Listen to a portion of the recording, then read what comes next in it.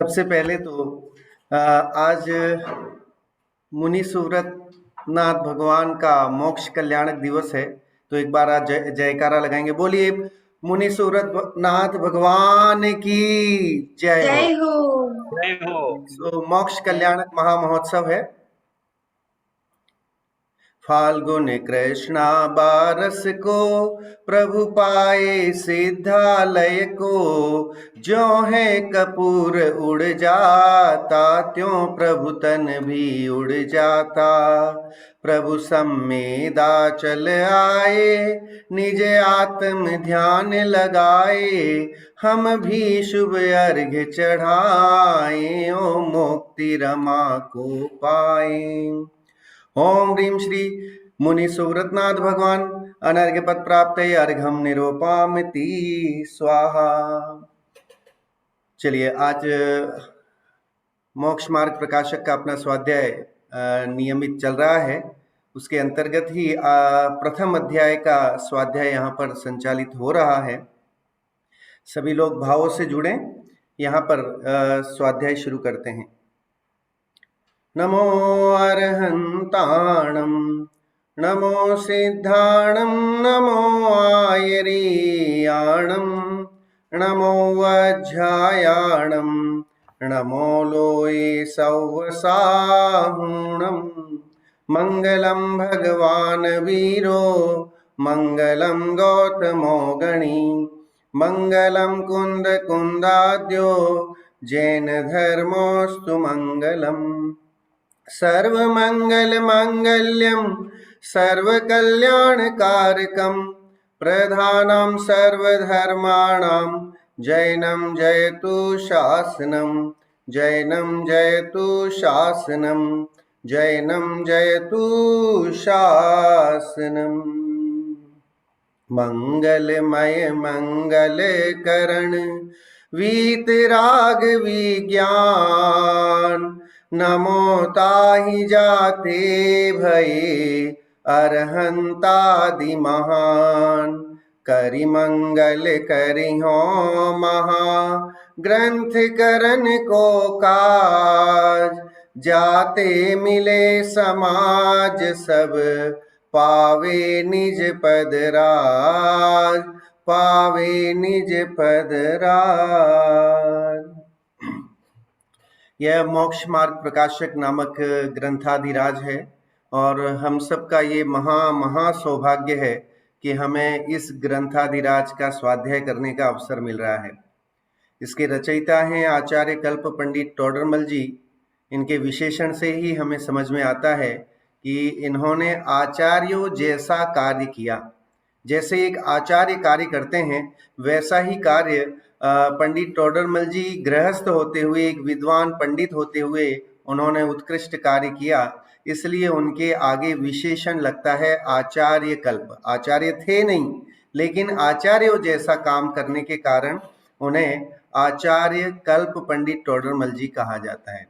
चलिए आगे चलते हैं और आज हमारी इस कक्षा का उद्देश्य हम पहले पढ़ लेते हैं। जीव के 3 प्रकार के परिणामों की जानकारी आज हम करने वाले हैं। बहुत ही अच्छा विषय आज यहाँ पर आने वाला है, तो आप स्वयं जुड़ें और जिनको भी जोड़ना चाहते हैं जरूर जोड़ें। अरहंत आदि से हमें क्या प्रयोजन होगा उसके बारे में जानेंगे। अरहंत आदि कहने से मतलब है 5 परमेष्टि आगे। अरहंत, सिद्ध, आचार्य, उपाध्याय, साधु, इनकी पूजा अर्चना करने से, नमस्कार करने से, मंदिर जाने से क्या फायदा होगा, इस सारी विषयों के बारे में कई शंकाएं रहती हैं कि आखिर हम मंदिर क्यों जाएं, क्यों हम अरहंत आदि की पूजा करें। उस सब शंकाओं का समाधान आज इसमें हमें मिलने वाला है और साथ में आत्म कल्याण के मार्ग में हम आगे बढ़ेंगे, क्योंकि अरहंतादिक जो हैं उनको जानने का प्रयोजन क्या है, उसके बारे में आखिर हम क्यों पूजा करते हैं, अर्चना करते हैं। तो लास्ट मोटिव हमारा जो है, हमारा डेस्टिनेशन है आत्म कल्याण करना। स्वाध्याय क्यों करते हैं, तो हमारा उद्देश्य है आत्म कल्याण करना। मंदिर क्यों जाते हैं, उद्देश्य है आत्म कल्याण करना। इस उद्देश्य से ही आगे बढ़ते हैं। और आज का जो विषय, अगर आपके पास ग्रंथ है तो आप ग्रंथ को ओपन कर लीजिए, और नहीं तो स्क्रीन पर आपको दिखेगा। हालांकि स्क्रीन पे थोड़े अक्षर छोटे हो सकते हैं, लेकिन फिर भी आप अगर स्वाध्याय के हिसाब से बैठें तो अगर आपके पास शास्त्री जी है तो शास्त्री जी को खोल लीजिए। अगली स्लाइड पर चलते हैं अपन। अब यहाँ पर हमारा जो अगला विषय चल रहा है, पिछले जो विषय हम कर चुके हैं, आखिर उनको हम क्यों पूछते हैं उसकी सारी चर्चा है। पूज्यत्व का कारण जो है हमने पिछली कक्षा में पढ़ा था कि आखिर हम क्यों पूछते हैं, अरहंतादिक को पूजने का कारण क्या है, ये हो गया था। अब आज हम चल रहे हैं अरहंतादिक से प्रयोजन की सिद्धि, है ना। अरहंतादिक से प्रयोजन की सिद्धि पुनश्च वहां से हम पढ़ेंगे। थोड़ा छोटा करेंगे, हाँ। अरहंतादिक से प्रयोजन सिद्धि ये विषय है अपना।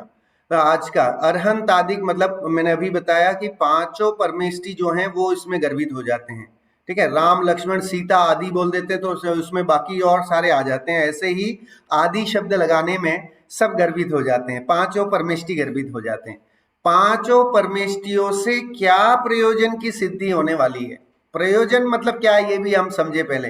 प्रयोजन मतलब हमें क्या बेनिफिट होने वाला है ना। हमें अरहंतादि का स्वरूप जानने से कोई बेनिफिट होगा, क्योंकि प्रयोजन ऐसा आता है, संस्कृत की उक्ति है, प्रयोजनम विना मंदोपि न प्रवर्तते। कह रहे हैं कि बिना प्रयोजन के मंद मतलब मूर्ख व्यक्ति भी काम नहीं करता।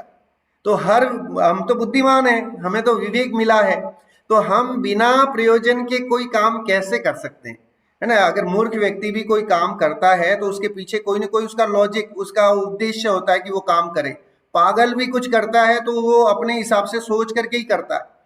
तो करें कि जब मूर्ख व्यक्ति सोच समझ करके कोई काम में प्रयोजन में लगता है, तो हम तो इतने ज्ञानी हैं, या समझ लीजिए हमें तो विवेक विचार है, तो हमारा उद्देश्य क्या है, हम अरहंतादिक से हमें क्या बेनिफिट होने वाला है। इनकी पूजा अर्चना करने से, मंदिर जी जाने से और उनके दर्शन करने से, अभिषेक आदि करने से हमें क्या फायदा होने वाला है, ये एक उत्कृष्ट विषय यहाँ पर आज हम जो है वो पढ़ने वाले हैं। बहुत उत्कृष्ट और कह सकते हैं कि हमारे जीवन को बदलने वाला यह विषय है। अगर हम इसे बहुत सावधानी से और ध्यान से इस विषय को पढ़ेंगे, समझेंगे, तो ही इसमें जो इसका आनंद आने वाला है। पुनश्च इस प्रयोजन की सिद्धि अरहंतादिक द्वारा होती है। कौन से प्रयोजन की? सच्चा सुख प्राप्त करने की, है ना। आप देखो, आकुलता रूप दुख का नाश होता है, ये ऊपर की लाइन में लिखा था कि अरहंत आदि से के दर्शन पूजन स्वाध्याय आदि करने से आकुलता का नाश होता है और पूर्ण सुख की प्राप्ति होती है। तो इस कारण से हम करते हैं। तो अब वो कह रहे हैं कि इस प्रयोजन की सिद्धि अरहंतादिक द्वारा होती है, क्योंकि अरहंतादिक के दर्शन करेंगे, पूजन करेंगे, स्वाध्याय करेंगे, उनका गुणगान करेंगे, भक्ति करेंगे, तो ही जो है वो हम सुखी हो सकते हैं। वो खुद ही प्रश्न करते हैं टोडरमल जी, किस प्रकार भाई आप कह रहे हो कि अरहंतादिक से आप पूर्ण सुखी हो जाएंगे, कोई आपके पास उसका जवाब है? सो विचारते हैं। अब कह रहे हैं कि आओ बैठ करके पहले विचार करते हैं कि क्या अरहंतादिक से प्रयोजन की सिद्धि होगी कि नहीं होगी। आपने इतने गुण गाए अरहंतादिक के, है ना, अरहंत सिद्ध के इतने गुण गाए, तो क्या उनसे जो है हमें बेनिफिट होने वाला है कि नहीं, कुछ फायदा होगा कि नहीं। लोग प्रश्न करते हैं, साहब आपके जैनों के तो जो भगवान हैं वो कुछ लेते देते नहीं है, तो हम क्यों पूजा करें उनकी, कुछ दें, है ना, हम जाएं और हमें कुछ रिटर्न गिफ्ट मिले तो हम किसी के बर्थडे में जाके गिफ्ट दें। लेकिन अगर हमें रिटर्न गिफ्ट नहीं मिले तो हम क्यों जाएं। तो कई बार ये प्रश्न युवाओं के भी रहते हैं कि आखिर अगर आप कहते हो कि हमारे भगवान करता धरता नहीं है ना, वो किसी का कुछ लेश मात्र कुछ कर सकते नहीं है, भगवान क्या कोई जीव नहीं कर सकता है। जैनिज्म के हिसाब से ये वस्तु व्यवस्था ऐसी है कि एक कण दूसरे कण का कुछ भी बदल फेर नहीं कर सकता है, और ये सिद्धांत अपने आप में हमें जो है वो पूर्ण सुखी कराने के लिए बहुत बड़ा सिद्धांत है। इसको जानना जरूरी है, उसकी चर्चा अपन आगे करेंगे। अभी यहाँ पर हम चलते हैं आगे, विषय के बारे में बताते हैं। बहुत मजेदार विषय है। आत्मा के परिणाम 3 प्रकार के होते हैं। जो हम आज परिणामों की, भावों की चर्चा करने वाले हैं, उसमें टोडरमल जी कहते हैं 3 तरह के हमारे भाव होते हैं, विचार होते हैं। कौन सा? पहला है संक्लेश परिणाम, दूसरा विशुद्ध परिणाम और तीसरा शुद्ध परिणाम। ये तीन ही पूरे जगत में तीन तरह के ही परिणाम होते हैं। एक है संक्लेश परिणाम, एक है विशुद्ध परिणाम और एक है शुद्ध परिणाम। पहले मैं पढ़ लेता हूं, फिर हम स्लाइड के माध्यम से और इस विषय को स्पष्ट करेंगे। क्या किसे कहते हैं संक्लेश, विशुद्ध किसे कहते हैं, शुद्ध क्या है, उसका फल क्या मिलने वाला है, उसकी चर्चा करेंगे। वहां तीव्र कषाय रूप संक्लेश है ना। कषाय का परिणाम ज्यादा है। कषाय मतलब सिर्फ क्रोध करना ही कषाय नहीं है, कषाय 25 तरह की है। तो 25 कषाय की तीव्रता होना वो संक्लेश रूप परिणाम है ना। घर में आप बड़े अपने परिवार वालों से बड़े प्रेम से रहते हो तो भी कषाय कर रहे हो जैन धर्म के हिसाब, क्योंकि राग कर रहे हो वहां पर, है ना। तो राग एक कषाय का वो है, तो वो कारण जो है वो कषाय का कारण होने के कारण से वहां पर भी वो दुख रूप ही है। मंद कषाय रूप विशुद्ध भाव हैं, और अगर कषाय तो है, कषाय का नाश नहीं हुआ है, लेकिन मंद परिणाम है तो वो विशुद्ध है। तथा कषाय रहित जो अवस्था है उसको बोला है शुद्ध परिणाम। वहां वीतराग विशेष ज्ञान रूप अपने स्वभाव के घातक जो ज्ञानावरणादि घातिया कर्म है, उनका संक्लेश परिणामों द्वारा तो तीव्र बंध होता है और विशुद्ध परिणामों द्वारा मंद बंध होता है। तथा विशुद्ध परिणाम प्रबल हो तो पूर्व काल में जो तीव्र बंध हुआ था उसका भी मंद बंध वो हो जाता है, ठीक है, मंद करता है, और शुद्ध परिणामों द्वारा बंध नहीं होता है और केवल उसकी निर्जरा होती है। अरहंत आदि के प्रति स्तवनादि रूप जो भाव होते हैं वे कषायों की मंदता सहित ही होते हैं, इसलिए वे विशुद्ध परिणाम हैं। पुनश्च समस्त कषाय मिटाने का साधन है, इसलिए शुद्ध, आगे बढ़े, शुद्ध परिणाम का कारण है। सो ऐसे परिणामों से अपने घातक घाती कर्म की हीनता होने से सहज ही वीतराग विशेष ज्ञान प्रकट होता है। जितने अंशों में वह हीन हो उतने अंशों में वह प्रकट होता है। इस प्रकार अरहंतादिक द्वारा अपना प्रयोजन सिद्ध होता है। अथवा अरहंतादिक के आकार का अवलोकन करना या स्वरूप विचार करना या वचन सुनना या निकटवर्ती होना या उनके अनुसार प्रवर्तन करना इत्यादि कार्य तत्काल ही निमित्तभूत होकर रागादि को हीन करते हैं, जीव अजीव आदि के विशेष ज्ञान को उत्पन्न करते हैं। इसलिए ऐसे भी अरहंतादिक द्वारा वीतराग विशेष ज्ञान रूप प्रयोजन की सिद्धि होती है। कोई अगर प्रश्न करे आपसे कि साहब जैन मंदिर में जाने से क्या फायदा है, टोडरमल जी ने मोक्ष मार्ग प्रकाशक में उस फायदे को लिखा है। आप उसे बोलें कि इसका स्वाध्याय करें, आपको सारा सॉल्यूशन मिल जाएगा।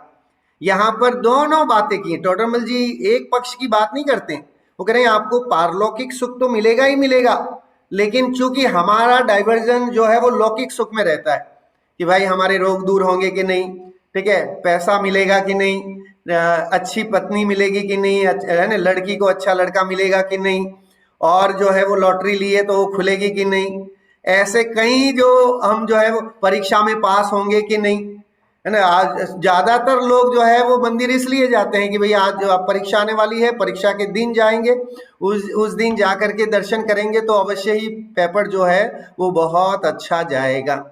तो ऐसी कई लौकिक वांछाएं लेकर के हम क्या है भगवान जी के दर्शन करने जाते हैं। आप और हम में से सभी ऐसे हैं जो इस तरह की वांछा कहीं न कहीं अंदर पड़ा हुआ है हमारे जहन में कि जो है दर्शन करने गए हैं तो कुछ मिल जाए, कुछ ऐसी चीजें हो जाए।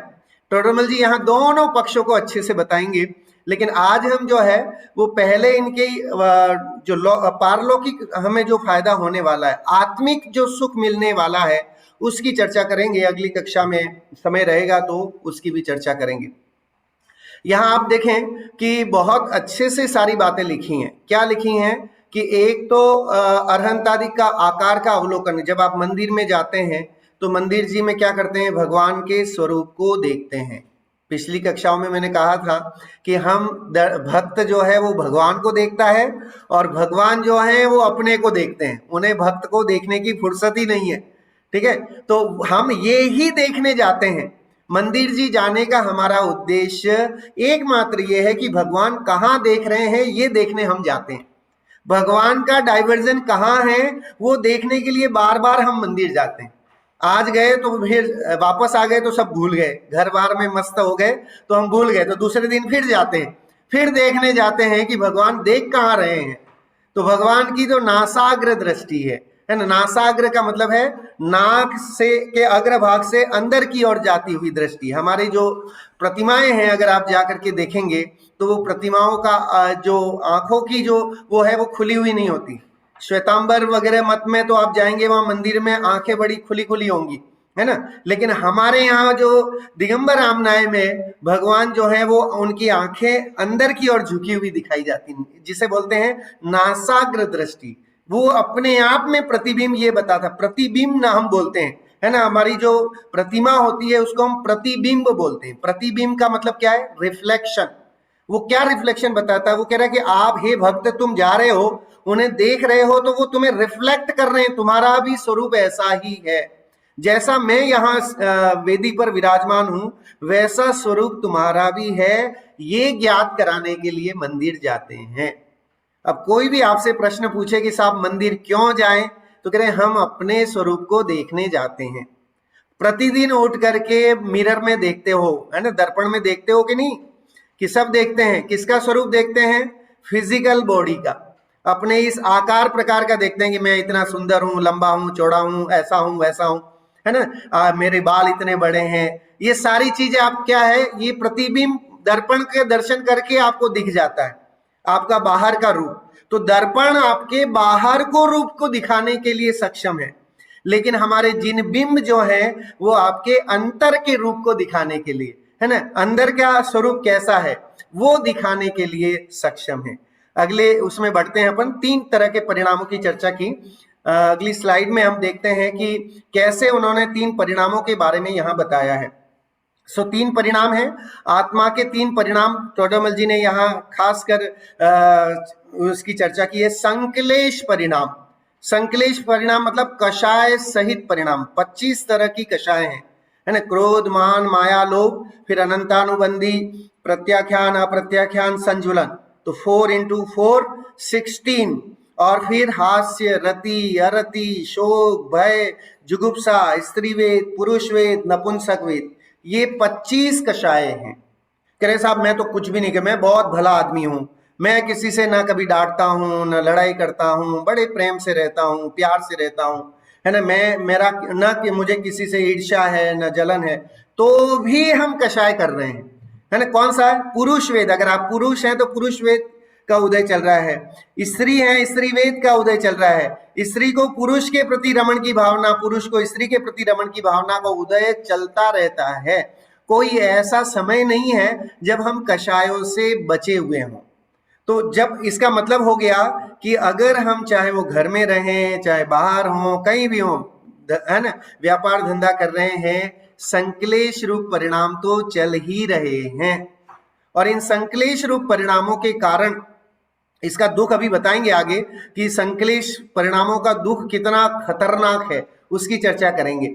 फिर है विशुद्ध परिणाम। विशुद्ध परिणाम बोला कि जहां कर्म का, देखो संकलेश परिणामों से कर्म का बंध होता है, ठीक है, विशुद्ध परिणाम से भी कर्मों का बंध होता है, लेकिन दोनों में फर्क क्या है?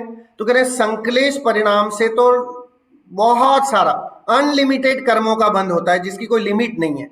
और विशुद्ध परिणाम मतलब क्या है कि पूजा करना, स्वाध्याय करना, दान देना, है ना, जो 6 तरह के आवश्यक गृहस्थों के बताएं, देव पूजा, गुरुपास्ति, स्वाध्याय, संयम, तप, दानम चेति गृहस्थाणाम, षट कर्माणि दिने दिने।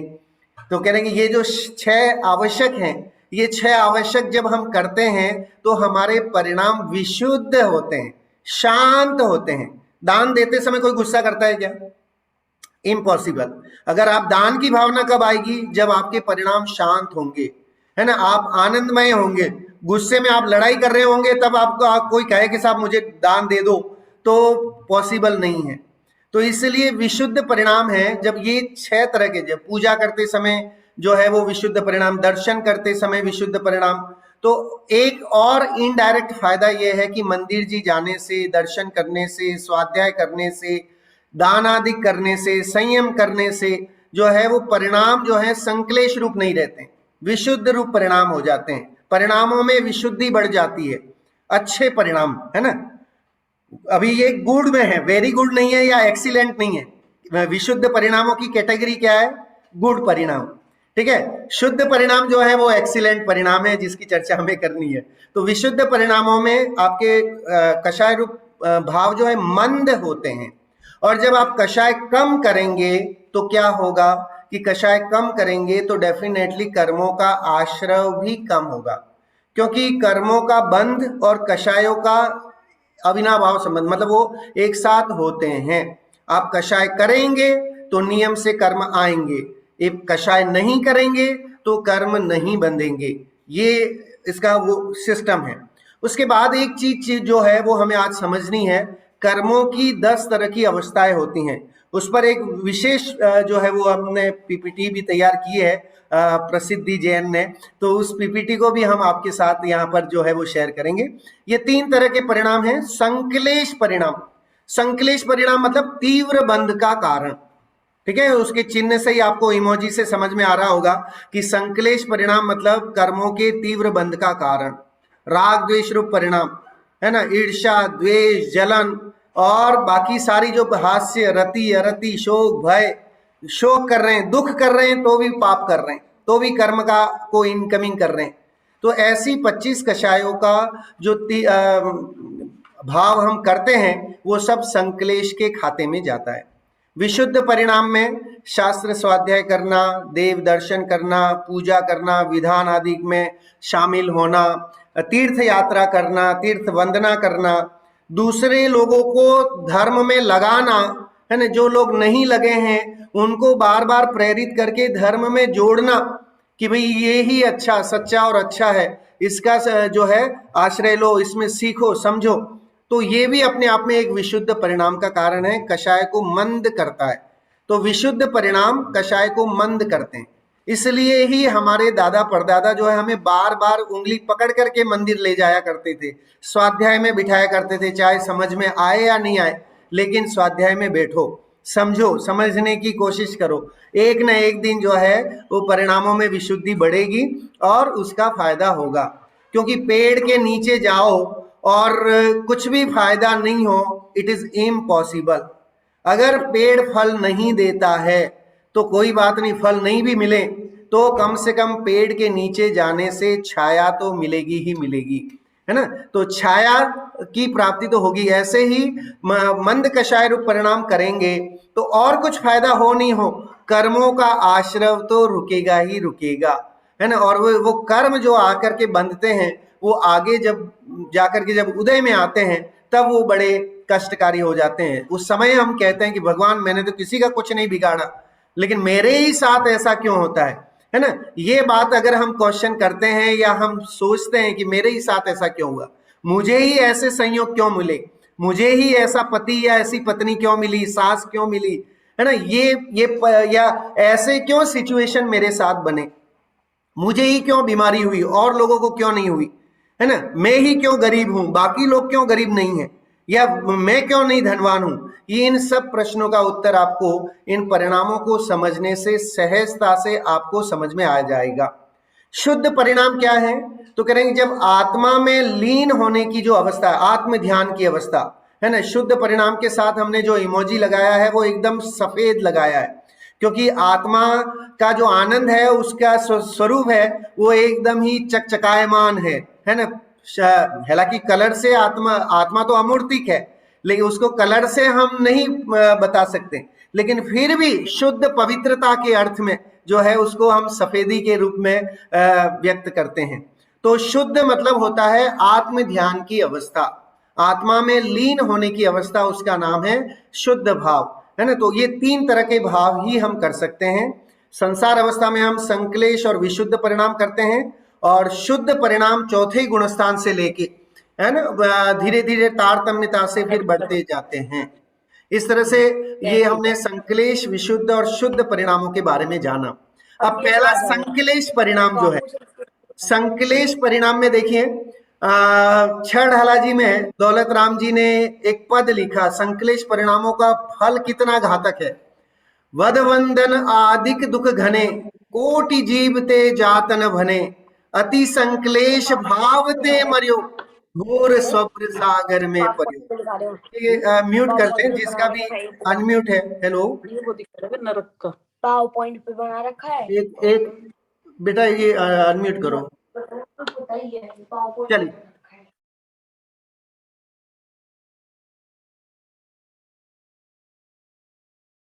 नहीं हो। हाँ, बंधन आदिक दुख घने, कोटि जीव ते जात न भने, अति संक्लेश भाव ते मरियो, घोर स्वप्न सागर में पर्यो। कह रहे ये छह डाला की पंक्तियां हैं, दौलत राम जी ने लिखा हुआ कि संक्लेश परिणामों का फल क्या है ये सोच लो। तो कह रहे वध बंधन आदिक दुख घने, कि बद बंध ये तिर्यंच गति के दुखों के उसमें बताया था, और उन्होंने वहां पर ये लाइन लिखी संक्लेश परिणामों को लेकर के, कि जो तिर्यंच गति के दुख हैं उसमें मारा जाना, पीटा जाना, और वो दौलत राम जी कह रहे हैं कोटि जीवते जात न भने, करोड़ों जीवाएं अगर हम बोलने के लिए रख दी जाए तो भी तिर्यंच गति या मनुष्य गति और ये जो चार गतियों के दुख हैं उसको हम वर्णन नहीं कर सकते, इतने दुख हैं। इन गतियों के दुखों से बचने के लिए जो है हमें मंदिर जाना है, स्वाध्याय करना है। अति संक्लेश भावते मरियो, अगर संक्लेश रूप परिणामों से मरता है तो घोर स्वब्र सागर में पर्यो। कह रहे कि घोर स्वब्र सागर, स्वब्र सागर लिखा, स्वब्र सागर मतलब नरक में जाकर के ही जाता है। मतलब अगर मरते समय भी अगर आयु का बंध नहीं हुआ है और परिणाम जो है वो संक्लेश रूप परिणाम होते हैं तो नियम से जो है वो नरक में जाता है। इसीलिए जब कोई मरता है तो हम लोग सब ये कहते हैं कि साहब नमोकार मंत्र सुना दो, है ना। नमोकार मंत्र सुनाने से हो सकता है कि उसकी आयु कर्म नहीं बंधी हो और उसके परिणाम शांत हो जाए, पंच परमेष्टि का नाम लेते लेते परिणाम में मंदता आ जाए तो उसको कम से कम नरक की आयु नहीं बंध जाए। इस उद्देश्य से मरते समय हम जो है हर एक को नमोकार मंत्र सुनाने का प्रयत्न करते हैं। बाकी तो उस जीव के परिणामों से डिपेंड है कि किस तरह के उसके परिणाम हैं, उन परिणामों का ही फल उसमें मिलता है। देखिए विशेषार्थ लिखा है स्वब्र नामक नरक है ना, नरक को स्वब्र बोलते हैं। वहां जन्म लेते ही अनिर्वचनीय दुख भोगने पड़ते हैं। नरक के दुख अगर आपको पढ़ने हैं तो छड़ाला जी ग्रंथ का स्वाध्याय करें, उसमें टोडर ये अपने दौलत राम जी ने गजब क्या पूरा वर्णन किया है कि कैसा नरक का दुख होता है, कैसी वेदना होती है, मनुष्य गति के दुख कैसे, चारों गति के दुखों का वर्णन पहली ढाल में वहां मिल जाएगा। अगली स्लाइड पे चलते हैं। प्रवचन सारजी गाथा में भी इस बात को लेकर के, है ना, दोनों तीनों ही भावों को लेकर के एक चर्चा आती है। सुह परिणामो पुण्यम असुहो पावती भरणीय मन्नेसु, परिणामोऽनन्न गदो दुख क्षय कारणम समय। कह रहे कि पर के प्रति शुभ परिणाम पुण्य है ना। हम किसी दूसरे जीव को दया की भावना रखते हैं, करुणा की भावना रखते हैं, सबको एक जैसा मानते हैं, पूरे इस विश्व में जितने लोग हैं उनको हम अपना भाई बंधु मानते हैं, ऐसी भावना रखें। हिंदी में एक कवि हुए मैथिली शरण गुप्त जी, उन्होंने मनुष्यता कविता लिखी, उसमें उन्होंने लिखा मनुष्य मात्र बंधु है यही बड़ा विवेक है। ठीक है, कि इस विश्व में, वो देखिए जैन कवि नहीं होने पर भी उन्होंने लिखा कि विश्व के सभी मनुष्य हम एक, उन्होंने कहा एक ईश्वर की संतान है ना। हम विश्व के जितने मनुष्य हैं वे सब भाई भाई हैं, कोई भी अलग परिवार का नहीं है, हम सब एक हैं, ऐसी भावना रखना। क्योंकि ये 16 कारण भावनाएं जब हम पढ़ते हैं तो उसमें आता है तीर्थंकर प्रकृति का बंध कैसे होता है। तो कह रहे कि मनुष्य को ही नहीं, हमारे यहाँ जैन धर्म में कहते हैं हर एक जीव, जो भी जीव है, चाहे निगोदिया से लेके सिद्धात्मा तक के जीव जो है हम एक ही फैमिली के हैं। जीव अपेक्षा से देखा जाए तो एक ही परिवार है। तो जब एक ही परिवार है तो हम अपने भाई को कैसे मार सकते हैं? है ना। हम जल का एक को कैसे मार सकते हैं, वायु का एक को कैसे मार सकते हैं, या और की है ना, चींटी, सांप, नेवला, जो भी जितने भी जीव हैं, पशु हैं, जानवर हैं, उनको हम कैसे मार सकते हैं। इतनी उदार भावना जो है वो जैन धर्म हमें सिखाता है कि हर जीव को अपना बंधु समझो, अपना भाई समझो। वो मैथिली शरण गुप्त जी तो एक पर्टिकुलर विश्व को लेकर के और वहां तक सीमित है। जैन धर्म कहता है इस जगत में जल, वायु, वनस्पति, अग्नि, इनमें भी जीव हैं और उसकी भी देखभाल करो, उसकी भी रक्षा करो। जहां तक हो सके उतनी आवश्यकता नहीं हो तो उसका उपयोग, दुरुपयोग मत करो। ये बात वहां पर भी बताई है। तो पर के प्रति शुभ परिणाम शुभ पुण्य का भाव है ना, जिसे बोलते हैं विशुद्ध भाव। और अशुभ परिणाम पाप है, मतलब संकलेश रूप परिणाम। अगर आपको किसी को नीचा दिखाने की भावना है या किसी को हर्ट करने की भावना है, और दुनिया भर के जो परिणाम है, लड़ाई झगड़े के परिणाम है, राग द्वेष के परिणाम है, वो सब पाप का कारण है, ऐसा कहा है। और जो दूसरों के प्रति प्रवर्तमान नहीं है, ऐसा परिणाम शुद्ध परिणाम है। अब हम देखिए धर्म की शुरुआत कहां से होती है, तो कह रहे हैं धर्म की, एक्चुअल धर्म की शुरुआत शुद्ध परिणामों से होती है। इसलिए अगर शास्त्र में अगर आप पढ़ेंगे तो चौथे गुणस्थान से धर्म की शुरुआत मानी गई है। चौथा गुणस्थान मतलब सम्यक दर्शन का गुणस्थान। सम्यक दर्शन होने के बाद ही जो है वो सारी चीजें, व्रत आदि को सही माना गया है। अगर आप फास्टिंग करते हैं और अगर आपको तत्व ज्ञान नहीं है, आत्मज्ञान नहीं है, तो दौलत राम जी कहते हैं बाल तप कहा उसे, बाल पने में ज्ञान न लयो, तरुण समय तरुणी रत रहो, अर्ध मृतक सम बूढ़ा पनो, कैसे रूप लखे आपनो। कह रहे कि अपना रूप कब देखेगा ये, तो इसके तेरे पास टाइम ही नहीं है, फुर्सत ही नहीं है कि वो अपना रूप देख सके। और धर्म की शुरुआत अपने रूप को देखने से शुरू होती है। जिस दिन आपने अपने स्वरूप की पहचान कर ली, जिस दिन आपको ये क्लियर हो गया कि हु एम आई, मैं कौन हूं, ये ज्ञान जिस दिन हो गया, इस क्वेश्चन का आंसर आपको मिल गया, तो समझ लीजिए कि धर्म की शुरुआत हो गई, है ना। फिर बाह्य में ये जो विशुद्ध परिणाम किस लिए हैं उसकी चर्चा भी की। विशुद्ध परिणामों को हम नेग्लेक्ट नहीं कर रहे हैं। टोडरमल जी ने कहा कि विशुद्ध परिणाम जो है वो शुद्ध परिणाम को ले जाने में परंपरा से सहयोगी हैं, है ना। वो धीरे धीरे देव पूजा, गुरु उपासना, स्वाध्याय, संयम ये करते रहेंगे तो एक न एक दिन आत्मा के दर्शन होंगे। लेकिन देव पूजा, गुरु उपासना, स्वाध्याय, संयम, तप, दान ये नहीं करेंगे तो इट इज नॉट पॉसिबल कि यू विल सी योरसेल्फ। आप अपनी ओर कभी नहीं देख पाएंगे, दुनिया की ओर ही आपका चश्मा रहेगा। तो अगर हमें अपना स्वरूप देखना है तो हमारे लिए पंच परमेष्ठी हैं, हमारे लिए जो है शास्त्र हैं, हमारे लिए संयम आदि के जो परिणाम हैं, विशुद्ध परिणाम हैं, ये सारे कार्यकारी हैं। अगली स्लाइड में चलते हैं। सबसे पहला कि जो परिणाम हम करते हैं, है ना, इन परिणामों का फल क्या होगा ये विचार करना है। आप घर में रह के हम कितने राग द्वेष रूप परिणाम करते हैं, किसी के प्रति जलन की भावना, किसी को नीचा दिखाने की भावना, या अपने आप को सुपीरियर बताने की भावना, मैं ही सबसे ज्यादा ज्ञानी हूं या मैं ही सबसे ज्यादा बड़ा हूं, इस तरह के अंतर में भावना, न जाने कितनी कितनी भावना। ऐसा कोई व्यक्ति नहीं है आप और हम में से जिसमें इस तरह के संक्लेश रूप परिणाम नहीं हो। संसारी हैं, गृहस्थ हैं, तो बिना संक्लेश परिणामों के रह ही नहीं सकते। लेकिन एक भी दिन में, है ना, 24 सुबह उठने से लेकर के रात को सोने से पहले कभी हम ये विचार करते हैं, कभी हमारी लाइट जलती है दिमाग की कि इन भावों का फल क्या होगा। जो हम राग द्वेष रूप परिणाम कर रहे हैं, जो हमें विषयों को इकट्ठा करने की भावना है, वार्डरोब को भरने की भावना है ना। एक चप्पल से काम हो सकता है, लेकिन हमारे यहाँ शू रैक में कम से कम 10 जोड़ी जूते और चप्पलें रखी हैं, या और न जाने कितनी, है ना। एक सूट से काम चल सकता है, लेकिन हम न जाने कितने सूट रखते हैं, और वो चाहे खराब हो जाए, उनको लुक आफ्टर नहीं कर पाए, देखभाल नहीं कर पाए, और उसका जो पाप है वो लगता ही रहता है। तो ऐसे कई परिणाम, हास्य, रति, अरति, शोक, भय, जुगुप्सा, इनके परिणामों का हमारे पास कोई बैलेंस शीट है?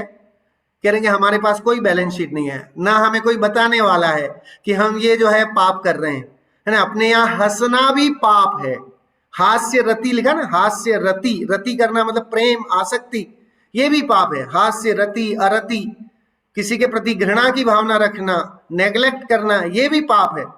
शोक, दुख, किसी के दुख में दुखी होना, ये भी पाप का कारण है।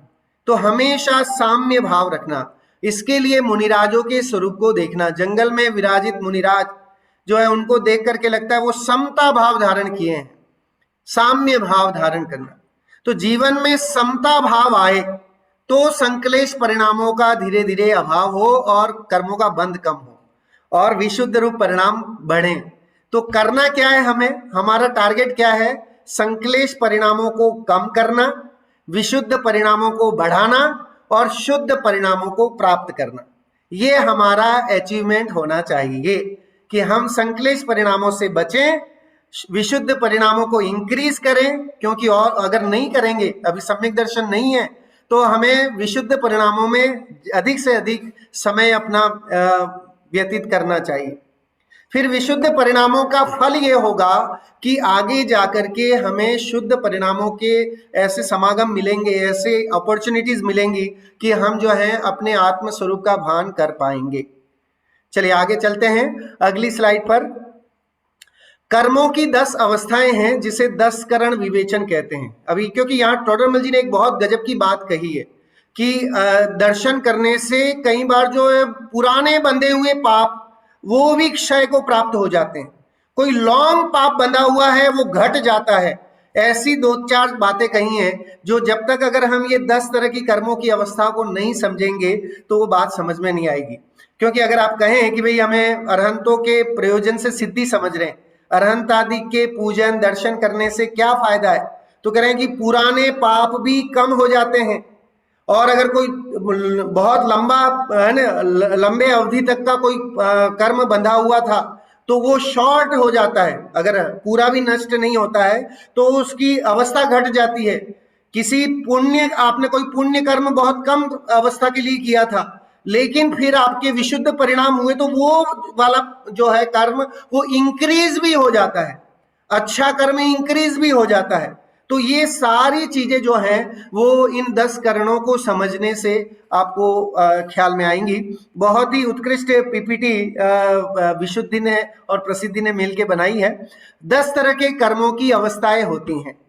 पहला है बंध, दूसरा है सत्ता, बाद में मैं ये पूछूंगा भी, ठीक है। ये जानना भी जरूरी है क्योंकि आप किसी को बता सकें, आप खुद ये समझ सकें कि आखिर हमें अरहंत आदि के प्रयोजन से, अरहंत आदि के दर्शन पूजन स्वाध्याय आदि करने से क्या बेनिफिट होगा। सो बंध, फिर दूसरा है सत्ता, तीसरा है उदय, चौथा उत्कर्षण, पांचवा अपकर्षण, छठा उदीर्णा, संक्रमण, उपशम, निधत्ति और निकाचित। इस तरह से कर्म जो बंधते हैं उसकी 10 तरह की अवस्थाएं होती हैं। सबसे पहला अगर आप देखते हैं तो बंध है ना। बंध का मतलब क्या है कि कर्मों का और आत्मा के प्रदेशों का एक क्षेत्रावधा होना, साथ साथ आकर के मिल जाना, उसका नाम बंध है। बंध हम बोलते हैं ना, लड्डू को आप क्या करते हैं, बंद करते हैं। पहले आप उसको चूरमा जैसा रहता है और जब बनाते हैं माता बहने तो पहले तो चूरमा ही रहता है, फिर आप क्या करते हैं, थोड़ा घी डाल करके उसको अच्छा सा नमी ला करके और फिर उसको बांधते हैं, है ना, तो उसका नाम है बंध। तो बंध मतलब बांधना, एक साथ होना। तो देखिए यहाँ पर पहला जो कर्मों का अवस्था है वो होती है बंध। जीव परिणाम करता है संक्लेश विशुद्ध और शुद्ध रूप। शुद्ध में तो कर्म बनते ही नहीं है, जो कर्म बनते हैं वो 2 ही अवस्थाओं में बनते हैं, एक तो है संक्लेश परिणाम में और एक है विशुद्ध परिणाम में।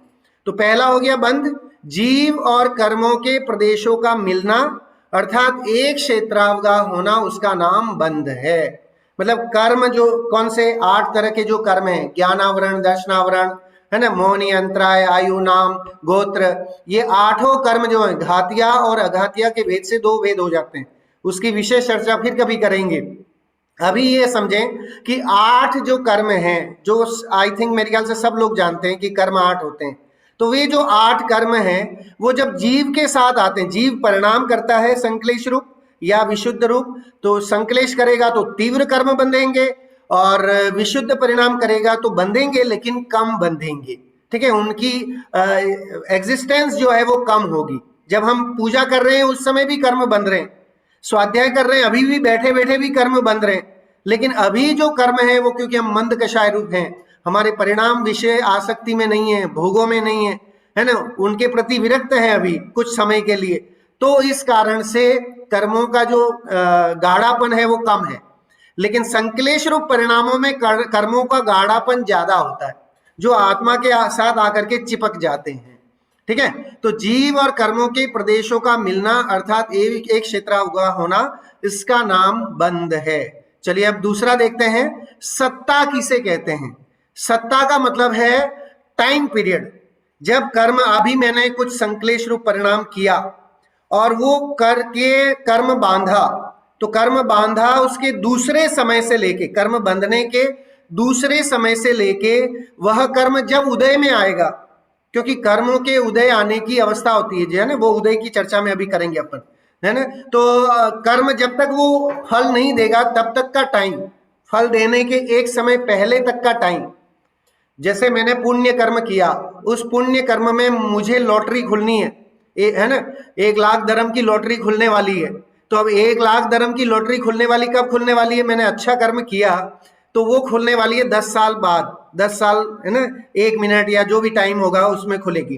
तो कह रहे कर्म बांधने के दूसरे समय से फल देने के पहले समय तक का जो समय है उसे बोलते हैं सत्ता, मतलब वो स्टोर पड़ा हुआ है। बहुत सारे कर्म हमारे आत्मा के साथ स्टोर पड़े हुए हैं, वो वेट कर रहे हैं टाइमिंग का कि कब टाइम आए और हम अपनी बारी दिखाएं, अपना कर्तव्य दिखाएं एक तरह से, है ना। तो कर्म तो बेचारे बैठे हुए हैं कि हम आए और कर्तव्य दिखाएं अपना, लेकिन हमारे पास एक गुरु मंत्र है, और वो गुरु मंत्र क्या है कि हम अपने परिणाम जो है वो और विशुद्धता में उत्कृष्टता ला करके, और हम उन कर्मों के ताकत को कम कर सकते हैं, नष्ट कर सकते हैं, शिथिल कर सकते हैं, बहुत हैं तो उनको और शॉर्ट कर सकते हैं। ये सब जो है हमारे भावों पर डिपेंड है, हम कर सकते हैं, है ना। ये अभी भी हो सकता है, किसी ने आयु बांधी 7वें नरक की, शास्त्रों में उदाहरण आता है श्रेणिक राजा का कि 7वें नरक की आयु बांधी, लेकिन परिणामों में ऐसी विशुद्धता आई कि पहला नरक ही रह गया। तो ये भी सिस्टम हमारे यहाँ जैनिज्म में शास्त्रों में बताया है। तो सत्ता मतलब स्टोरेज रहने का टाइम पीरियड, कर्म कब तक आपके पास रहेंगे, जब तक कि वो उदय में नहीं आते, उसको बोलते हैं सत्ता। जल्दी करेंगे। तीसरा है उदय। उदय मतलब है द्रव्य क्षेत्र काल भाव के अनुसार कर्मों का फल देना, उदय कहलाता है। मतलब सत्ता में जो पड़ा हुआ कर्म है, अब आज है कि भाई आज ही मुझे कुछ फायदा होने वाला है क्योंकि टाइम आ गया है अब उस कर्म का, तो नियम से वो कोई ना कोई फायदा वहां पर होगा, या दुख होना है तो गम होना होगा, वियोग होना होगा तो वो होगा। कोई जरूरी नहीं है कि वो हो, दोनों तरह के है ना। पाप कर्म भी उदय में आते हैं, पुण्य कर्म भी उदय में आते हैं, तो दोनों ही कर्म जो हैं उदय में अपने द्रव्य क्षेत्र काल भाव की मर्यादा को लेकर के और उदय में आते हैं, उसका नाम है उदय। तो जो कर्म बंधते हैं डेफिनेटली वो अपना कर्तव्य दिखाएंगे ही दिखाएंगे, अगर हम और पुरुषार्थ नहीं करेंगे तो, अगर हम और विशुद्ध परिणाम नहीं करेंगे तो जो पुराने बांधे हुए कर्म हैं वे आप आकर के मारकाट मचाएंगे, वे अपना कर्तव्य दिखाएंगे ही दिखाएंगे। चलिए अब आगे जो है चौथा है, वो है कर्मों की एक अवस्था होती है उदीर्णा। उदीर्णा का मतलब क्या है, तो कह साहब आपने कर्म तो बांधे है ना, कर्मों के फल देने के समय से पूर्व में ही उदय में आ जाना, उसका नाम है उदीर्णा। आपने कर्म बांधा था कि 10 साल बाद आपको प्रॉफिट होने वाला है ना, ये कर्म आपका कोई बंधा, लेकिन आपने और बीच में तीव्र दान आदि को और पुण्य आदि किया और विशुद्ध परिणाम किए, तो वो 10 साल नहीं रह करके पहले ही खिर गया, है ना, पहले ही आपको प्रॉफिट हो गया। आपने अच्छे काम किए और उसका आपको 1-2 साल में ही फायदा हो गया। इसका अच्छा उदाहरण अगर हमें समझना हो तो आम के उदाहरण से समझ सकते हैं। आम हरे हरे होते हैं, लोग उसमें वो कार्बाइड वगैरह सारी वो केमिकल डाल करके और क्या करते हैं, एक दिन में ही पीला कर देते हैं, है ना। ऐसे ही लौकी वगैरह है, इंजेक्शन डाल करके, छोटी लौकी होती है, दूसरे दिन सुबह उठ के देखो तो अच्छी हाथ भरी लंबी लौकी हो जाती है। तो उसका कारण क्या है कि वो मतलब समय से पहले ही पक गया, उसका नाम है उदीर्णा, है ना। कर्म का टाइम हमने वेट नहीं किया और हमने ऐसे परिणाम किए कि वो कर्म 10 साल बाद आना था वो अभी आ गया, 1 साल में ही आ गया, तो उसका नाम है उदीर्णा। अब देखिए अपकर्षण, अगला स्टेज है, अवस्था है वो अपकर्षण। अपकर्षण किसे कहते हैं, तो करेंगे पूर्वबद्ध कर्मों की स्थिति व अनुभाग में हानि का होना अपकर्षण कहलाता है ना। अपकर्षण मतलब है कि बहुत लंबे समय का था लेकिन अब टाइम पीरियड कम कर दिया, उसकी स्थिति कम हो गई, 10 साल के बाद खिरने वाला था लेकिन टाइम पीरियड कम हो गया और वो 8 साल ही रह गया, 6 साल ही रह गया, 7 साल ही रह गया, इस तरह का जो है उसे बोलते हैं अपकर्षण। इसका उदाहरण देखें, आप जेल में देखते हैं कैदियों को डालते हैं तो अंदर जेलर क्या करता है कि उन कैदियों के बिहेवियर को चेक करते रहते हैं, वो लोग देखते रहते हैं कि कौन सा कैदी बदमाश है, कौन सा है ना जेल तोड़ के भागने वाला है, कौन अंदर लड़ाइयाँ करता है और कौन अंदर बड़ा शांत रहता है, विशुद्ध परिणाम वाला कैदी कौन सा है, ये देखते हैं। तो जो विशुद्ध परिणाम वाला कैदी होता है ना, उसको अपकर्षण का फायदा होता है। देखो कितना एकदम साइंटिफिक मतलब सिस्टमेटिक उदाहरण है ये, कि जो विशुद्ध परिणाम करता है अंदर, विशुद्ध परिणाम से मतलब उसे देव दर्शन नहीं मिल रहा है अंदर, लेकिन उसके परिणाम शांत हैं, वो किसी से लड़ाई नहीं करता है, टाइम से जो काम दिया है जेल के अंदर वो काम करता है, चक्की पीसना है या जो भी करना है उनको, तो वो काम वो पूरा करता है और एकदम ही पंक्चुअल होके डिसिप्लिन वे में। उसको 10 साल की सजा हुई थी लेकिन उसकी पंक्चुअलिटी को देख करके, उसके परिणामों की मंदता को देख करके जेलर क्या करता है कि आगे हाई अथॉरिटी को लिखता है कि भाई ये बहुत भला आदमी है, अब ये सुधर गया है, अब ये किसी के साथ किसी तरह का इसका व्यवहार गलत नहीं है, आप इसको शीघ्र ही मुक्त कर रहे हैं, ऐसा करके जो है एक एप्लीकेशन भेजता है जेलर, तो उसको 2 साल पहले ही मुक्त कर दिया जाता है ना। तो 2 साल पहले मुक्त करना उसका अपकर्षण हो गया, 10 साल था लेकिन उसके बिहेवियर, उसके विशुद्ध परिणामों से जो है उसकी स्थिति और अनुभाग कम हो गया और भाई साहब जल्दी छूट गए। अगला देखते हैं उत्कर्षण। उत्कर्षण का मतलब है कर्मों के फल देने के समय से पूर्व उदय में आना, है ना। ये तो उदीर्णा है, उत्कर्ष ये स्पेलिंग गलत है यहाँ पर होगी। उदीर्णा का मतलब है, उत्कर्षण का मतलब है इंक्रीज हो जाना, है ना। कोई काम है तो उसका इंक्रीज हो जाना। अब किसी जेल में ही लें तो वो ज्यादा जेल में रह करके 10 साल की सजा थी तो 8वें साल में ही उसने जो है वो बदमाशियां और ज्यादा की, किसी का मर्डर कर दिया जेल के अंदर ही, तो क्या हुआ और बढ़ गया, है ना। और उसका दोनों एंगल में हम लें, पुण्य के एंगल में भी और पाप के एंगल से भी अगर हम देखेंगे तो दोनों ही हैं। आगे देखेंगे संक्रमण है ना। एक अवस्था होती है संक्रमण, जिस प्रकृति का पूर्व में बंद किया था उसका अन्य प्रकृति रूप परिणमन हो जाना, इसका नाम है संक्रमण, ठीक है। अलग अलग प्रकृति के रूप में बदल जाना उसका नाम है संक्रमण। संक्रमण का मतलब यह है कि जैसे आपका अपॉइंटमेंट तो हुआ था समझ लीजिए कि किसी मैनेजिंग पोस्ट के लिए, लेकिन उसने देखा कि आप मैनेजिंग पोस्ट से भी अच्छी क्वालिटी आप में है तो आपको उसने सीईओ बना दिया, ठीक है। या आपके मैनेजर पोस्ट के लिए अपॉइंटमेंट हुआ था लेकिन आप काम नहीं कर पा रहे हैं तो आपको क्या करेगा, वो बोलेगा कि चलो भाई असिस्टेंट मैनेजर बन जाओ, पहले सीखो, है ना, फिर आप वो करना। तो इस तरह से एक उससे प्रकृति से अन्य प्रकृति रूप हो जाना, मतलब जो उसकी पोस्ट थी उससे बदल करके परिणामों के अनुसार, उसके कार्य के अनुसार चेंज हो जाना, उसका नाम है संक्रमण। तो कर्म संक्रमित भी होते हैं, पुण्य वाले पाप में बदल जाते, पाप रूप पुण्य में, इस तरह का जो है वो संक्रमण भी चलता रहता है। आगे देखेंगे उपशम। उपशम है कर्मों की स्थिति होने पर भी उदय में आने से रोकना, उसका नाम है उपशम, है ना। ये भी हम जब कर्म तो पाप का उदय आने का था लेकिन हमारे तीव्र पुण्य परिणामों से, है ना, विशुद्ध परिणामों से उनकी इतनी हिम्मत नहीं हुई, मजाल नहीं हुई कि वे उदय में आ जाए। कैसे? मुनिराजों के उदय से आप उससे समझ सकते हैं कि बाहर में मुनिराजों के अगर आप देखें तो श्रृगालनी उनके पैरों को नोच रही है या गजकुमार मुनिराज के माथे पर सिगड़ी जल रही है, ठीक है। तो बाहर में अगर आप देखें तो स्थिति वैसे देखें तो पाप रूप स्थिति है, लेकिन उन्होंने अपने आत्म ध्यान से उस स्थिति को अनइफेक्ट कर दिया, है ना। सुकुमाल मुनिराज को श्रृगालिनी खा रही है लेकिन कोई फर्क नहीं पड़ रहा है। गजकुमार मुनिराज की सिगड़ी जलाई जा रही है लेकिन कोई फर्क नहीं पड़ रहा है। तो ये जो बात है वो हमारे परिणामों से ही डिपेंड करती है कि स्थिति तो जो थी वो पाप रूप थी, लेकिन हमने उसको पुण्य रूप में, हमने उसको शुद्ध रूप में कन्वर्ट कर लिया। आगे देखते हैं निधत्ति। निधत्ति किसे कहते हैं? तो कर्म का उदयावली में आने या अन्य प्रकृति रूप संक्रमण करने में समर्थ न होना ही निधत्ति है। मतलब वो उदय में आने से पहले वो अन्य प्रकृति रूप भी नहीं हो, न संक्रमण रूप हो, वो एज इट इज जैसा है वैसा ही रहे, अपने टाइम से आएगा, खिलेगा और चला जाएगा, है ना। वो इस तरह का जो है वो बना रहेगा, तो उसे बोलते हैं निधत्ति। और अंतिम है निकाचित।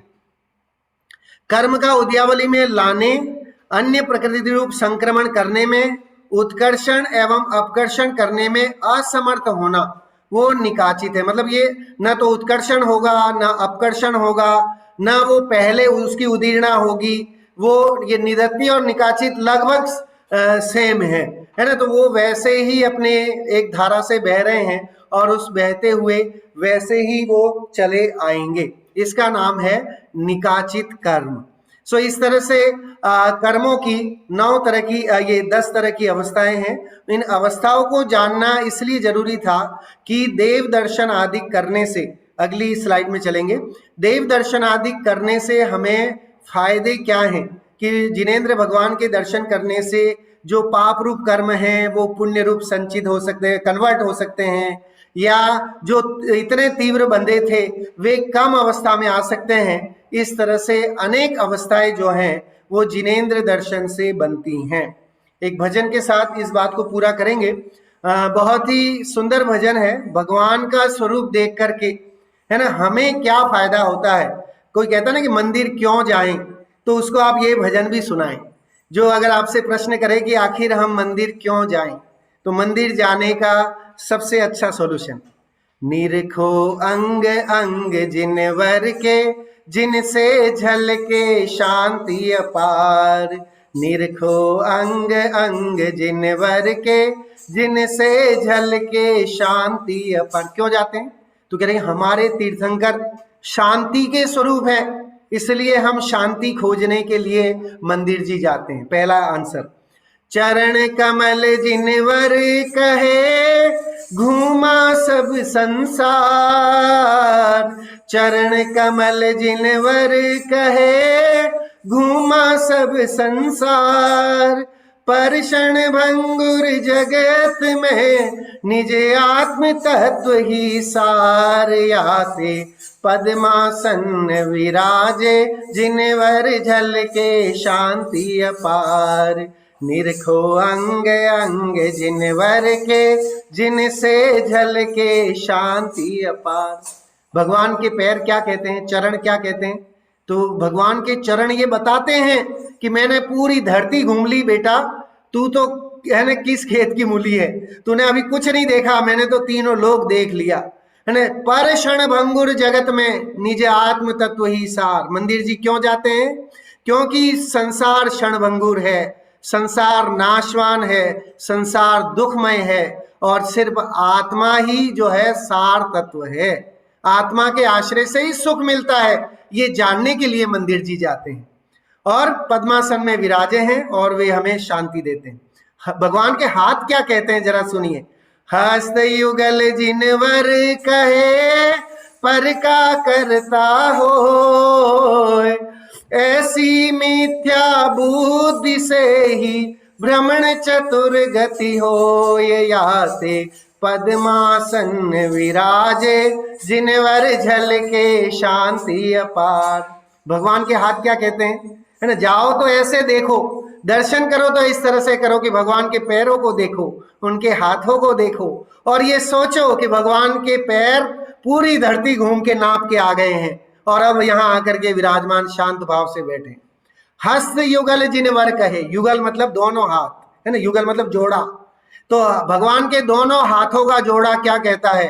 पर का करता हो। मैंने बहुत, है ना, दूसरों का भला किया। पर का करता मतलब मैं कर सकता हूं, ऐसा अभिमान, अहंकार। ये अहंकार सबसे बड़ी चीज है जो कि हमें गर्त में ले जाती है। तो पर का करने का जो अहंकार है वो छोड़ने की बात यहाँ कहते हैं कि अब मैं भगवान के हाथ ये बता, हाथ पे हाथ धरे ऐसे करना कुछ न रहा जैसे। बोलते हैं ना भगवान के लिए कि हमारे भगवान तो हाथ पे हाथ धर के बैठ गए, अब कुछ भी करना बाकी नहीं रहा। तो ये झलकाती है वो प्रतिमा हमें कि हमें कुछ करना नहीं है और मैं कुछ कर नहीं सकता हूं।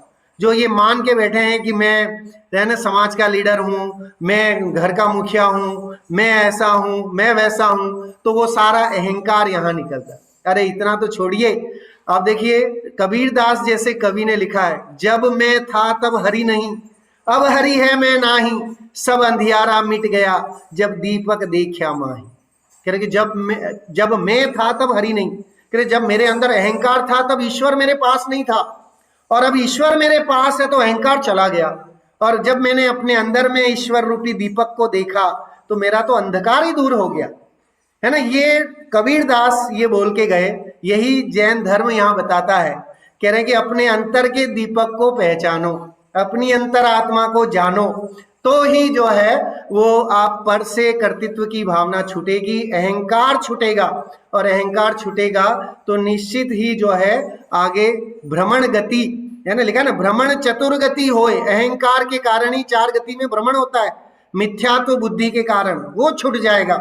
अब अगर कोई कहे आपसे कि मंदिर क्यों जाना, तो कह रहे हैं कि 4 गति के भ्रमण को रोकने के लिए जाना। ये आप बताएं। लोचन, अब आंखें क्या कहती हैं भगवान की, गजब का भजन है ये तो आप समझ लीजिए कि घर में लिख के रखें और बार बार गाएं इसको। लोचन द्वय जिनवर कहे देखा सब संसार, लोचन द्वय जिनवर कहे देखा सब संसार, पर दुखमय गति 4 में ध्रुव आत्म तत्व ही सार, याते नासा दृष्टि विराजे जिनवर झलके शांति अपार, याते नासा दृष्टि विराजे जिनवर झलके शांति अपार। क्या कहती हैं भगवान की आंखें, कह रहे देखा सब संसार, तूने क्या देखा, है ना। हम कहते हैं हमने लंदन देखा, है ना, और क्या क्या देखा, कनाडा देखा, ऑस्ट्रेलिया देखा, अरे कुछ नहीं देखा अभी तुमने, है ना। भगवान तो अभी भी 3 लोग देख रहे हैं, उनके ज्ञान में तो तीनों लोग झलक रहा है। तो लोचन द्वय जिनवर कहें, भगवान की दोनों आंखें ये कहती हैं कि देखा सब संसार, पूरा संसार देख लिया, संसार खाक छान डाली, लेकिन कहीं भी उन्हें सुख प्रतीत नहीं हुआ, है ना। लोग कई बार कहते हैं कि पहले हम भोग तो लें फिर बाद में छोड़ेंगे ना, हमारे तीर्थंकरों ने भी तो भोगा है, फिर हम छोड़ेंगे। तो तीर्थंकरों के तो कर्म का उदय था, उदय को भोगना, तीर्थंकर भी कर्म के उदय को रोक नहीं पाए। ये हमें सीखना है कि उनके उदय में ये था कि उनको वो भोगना पड़ा, है ना, उन्हें राजपाट करना पड़ा, क्योंकि कर्म का उदय ऐसा था। वो तो चाहते तो तुरंत बन जाते, लेकिन कर्म के उदय के कारण तो अरहंत बनने के बाद भी आयु कर्म पूरी नहीं हो तो अरहंत सिद्ध नहीं बन पाते। आप सोचिए कि कर्म कितने बलवान है, उनकी बलवत्ता को हमें जानना चाहिए। तो कोई प्रश्न करे ये कि साहब जो है वो तीर्थंकर तो बहुत भोगे हैं, 2400 तीर्थंकर राजा महाराजा थे, हमें थोड़ा तो भोग लेने दो, फिर हम भी बन जाएंगे। लेकिन उन्हें ये जवाब दें आप कि भाई उनके कर्म का उदय था, फिर वे प्रश्न होगा कि हमारे भी कर्म का उदय है। लेकिन कह रहे कि उन्होंने पुरुषार्थ किया, कर्म के उदय के साथ साथ वे उस रूप पुरुषार्थ करते रहे। तुमने पुरुषार्थ शुरू किया क्या? नहीं किया तो पुरुषार्थ शुरू करने की बारी है। सुयाते नासा दृष्टि विराजे जिनवर झलके शांति अपार। नासा दृष्टि है और उनके स्वरूप को देख करके हमें शांति मिलती है, सुकून मिलता है, इसलिए मंदिर जी जाते हैं। अंतर्मुख मुद्रा अहो आत्म तत्व दर्शाए, अंतर्मुख मुद्रा अहो आत्म तत्व दर्शाए, जिन दर्शन कर, बहुत बड़ी बात बता रहे हैं यहाँ, जिन दर्शन कर निज दर्शन पा, सतगुरु वचन सुहाय याते, अंतर दृष्टि विराजे, जिनवर झलके शांति अपार याते, अंतर दृष्टि विराजे, जिनवर झलके शांति अपार। क्या कहते हैं, सबसे मजेदार लाइन है ये कि जिनेंद्र के दर्शन करके निज दर्शन होते हैं। क्यों मंदिर जाते हैं? कह रहे हैं हम अपना स्वरूप देखने के लिए जाते हैं जी, और किसी काम दिखावा करने के लिए नहीं जाते हैं। अच्छी साड़ी पहन के, अच्छे गहने पहन के या अच्छा सूट पहन करके दिखाने के लिए नहीं जाते हैं कि हम कितने धनवान हैं, धनाढ्य हैं। हम तो जिन मंदिर इसलिए जाते हैं कि उनके स्वरूप को देख करके मैं अपनी फोटो देख के आ जाऊं, अपना आकार देख करके आ जाऊं, इसके लिए मैं मंदिर जी जाता हूं। इस तरह से समय तो हो गया, आज समय कुछ ज्यादा भी ले लिया, लेकिन विषय बहुत अच्छा था और आनंद का विषय था। मुझे खुद बहुत इसमें उत्साह, इस विषय को जब मैं पढ़ रहा था और इसकी जब पीपीटी वगैरह बना रहा था, तो मतलब साथ में मिल के बना रहे थे, तो आधा स्वाध्याय तो वहीं हो गया था।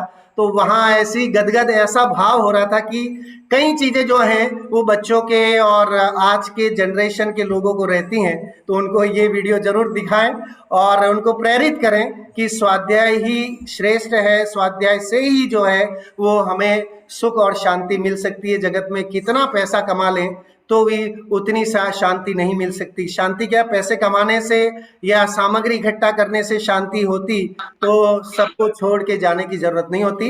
विलंब ना करते हुए जिनवाणी स्तुति के लिए सभी लोग खड़े होंगे। जिनवाणी स्तुति।